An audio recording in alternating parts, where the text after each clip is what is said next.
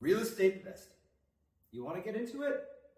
Here are my 3 best tips that I've learned from over 20 years of real estate investing experience.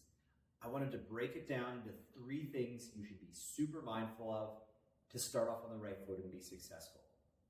Tip number 1, finance intelligently. There are a ton of different ways that you can finance your real estate. Nobody really buys all cash. Most people borrow money from the bank, but you can also borrow money from a business partner. Heck, you can even borrow the money from the seller. There are a lot of different ways to finance your real estate. Now, when I say finance intelligently, I mean explore different options. A higher interest rate means you have higher payments. It increases your risk. A smaller down payment means you're borrowing more money. You are having higher payments. That means more risk. The higher your payments go, the lower your cash flow, the less risk tolerance that you have. In addition to that, you might have limited amounts of capital. So looking at things like joint ventures or creative financing might work for you. Commercial financing is a great option because the approval is different for commercial financing, making it a lot easier for business owners to get that financing. Finally, when I say intelligently, I mean respect leverage. If you borrow too much money, you put way too little money down, and you have payments all over the place, all it takes is one little shift in the rental market, and you could be losing money every month, which could destroy your investment. Tip number 2 for getting started in real estate investing is be very mindful of your location.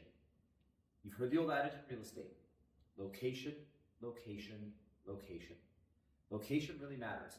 In fact, I have seen investors buy really awful properties in markets that were growing, and they still made a ton of money.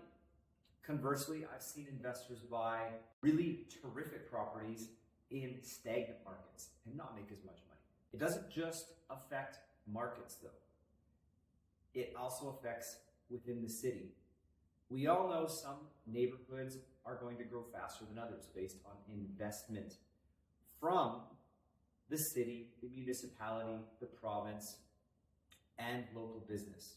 So you want to be in neighborhoods where things are happening, where investment is occurring, that are becoming more desirable places to live, so that you have a growth in the value of your property over and above the growth that the marketplace is going to show. That way you get a double boost in the growth of your property. Pick your location wisely. Pick the right market across Canada. Pick the right neighborhood within your chosen city. Tip number 3 for getting started in real estate investing. For goodness sakes, analyze consistently. Here's what I mean by that. As you get started, you're going to be talking to all kinds of sellers, realtors, developers, builders, etc., etc., etc. All these different people are going to have different ways of analyzing the performance of a rental property. If you don't take all of that information and put it into your own analysis matrix, then you're going to have one developer saying you get 10% ROI, a realtor saying you're getting 5% ROI, a seller saying you get 15% ROI. And when you put all the numbers together, you might actually be surprised to see which one is the best performer based on the way that you analyze.